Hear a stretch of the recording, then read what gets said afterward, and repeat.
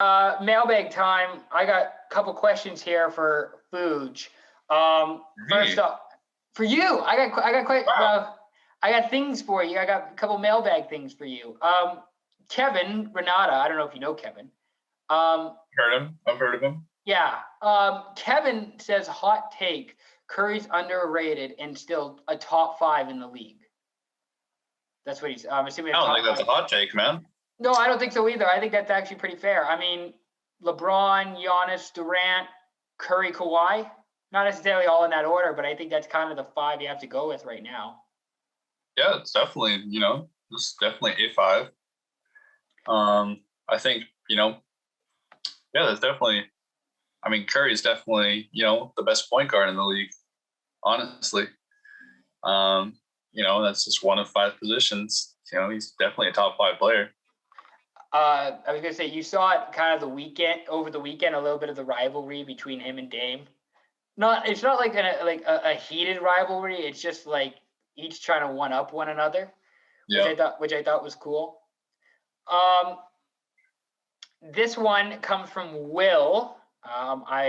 Will goes to UBCO. I don't know if I know Will. I might have met Will, but I don't know if I know him specifically. Where do you see Utah in the playoffs? Disappointing first round exit or Western Conference Finals bound? I'm interested to hear your thoughts first. I really think that this year Donovan's going to take it to another level in the playoffs. Last year when he was playing Denver, he played, really well. He's getting nearly 30 points a game. He's going at Jamal Murray, but Jamal Murray, as we all know, had the better of that series. I definitely think they could very well make the finals. I think they may have a chance to challenge LeBron a bit. I really don't think they would win in a 7-game series against the Lakers. I think Rudy Gobert as an individual defender is terrible. As a team defender, as a threat for people driving in the lane, amazing defender. I just think one-on-one against other top big men in the league, he gets dominated. Utah reminds me quite a bit of Denver last year. Not necessarily in the way that they play, but in terms of just a team who's built their team from the ground up, who have kind of been doing their process, doing their thing for the last few years, and it's finally working. I see Utah getting to the Western Conference Finals. I don't think they'll get past the Lakers, though. I think the Lakers would beat them in 5, even though the Lakers just lost, 2 weeks ago, to Utah in Salt Lake City. Mm-hmm. And the other thing, too, with that is that Davis wasn't playing in that game. So not to say that the Lakers should have lost that game either, but not for nothing, Anthony Davis wasn't playing.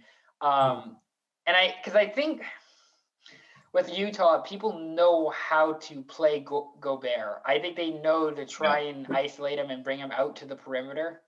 Like Houston exposed that a few years ago, and I think that's still how you play him. And pretty much you just have to shut down Mitchell. You just double team Mitchell, and you kind of force Conley and Gobert, those kind of guys, to try and run the offense, and you don't give Mitchell the opportunity. Yeah. I think the big difference between those Utah teams, relatively the same players versus Utah now, is that they also have guys like Jordan Clarkson coming off the bench, our guy. Yeah, our boy. Big shot maker, big playmaker. He's 6th man of the year lock, honestly. I mean, he's arguably one of the best players in the league. I will talk all the. Okay. I'll talk all. I like it. I'll talk all about Jordan Clarkson. Yeah. He's really stepped up. He's become that guy that, you can always go to. They also have Bojan Bogdanovic.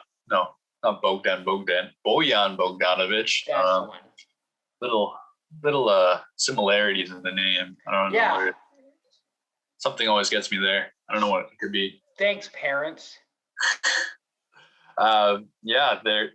He's also been very reliable. They have a lot of, shooting around Donovan, around Mike Conley, even Joe Ingles. He's still there. We don't forget about Joe Ingles, national treasure. They have a lot of shooting. I think that's been the difference between, this Utah and earlier Utah iterations. They're more complete. I was gonna say, well, I think they're better than Phoenix. Like, I think Utah's better than the Suns. Mm-hmm. They're better than the Clippers. I think I will make that. I will make that statement. I think they're better than the Clippers. Portland's an interesting matchup in terms of Donovan versus Dame. I think that would be really fun to watch. Yeah. That's a toss up a little bit to me. I think that one's actually probably closer than the Clippers or the Suns. Yeah. What's really interesting to me about the Trailblazers is that Jusuf Nurkic has not played a single game this season. Yeah. And they're still able to, be in the middle of the pack. I think Jusuf Nurkic is going to be a top center in this league. And, I'm just kind of sad that we haven't really been able to see him be able to be healthy. It's kind of too bad because from now we're moving from Utah to Portland, but like peak Portland was making it to the Western Conference Finals in 2019, and they just were not nearly close enough to be on the same level as that Golden State team.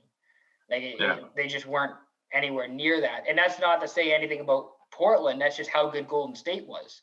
And now Portland is not what they haven't been 100% because last year they missed Zach Collins for a lot of the year. Yeah. And now they haven't had Nurkic for a lot of this year. Mm. I don't know. I feel like when Portland, when healthy, they can give Utah a good run. But we'll see. Utah is going to be a really, really interesting team to look out for. Coming up next, we're going to be discussing our hot takes and a final send-off before we go. But that's the mailbag question. Thank you very much for asking those. Be sure to ask your mailbag questions for Tuesday's pod. Tonight's pod that when this comes out, we'll be recording on Tuesday. So stick around and we'll do our final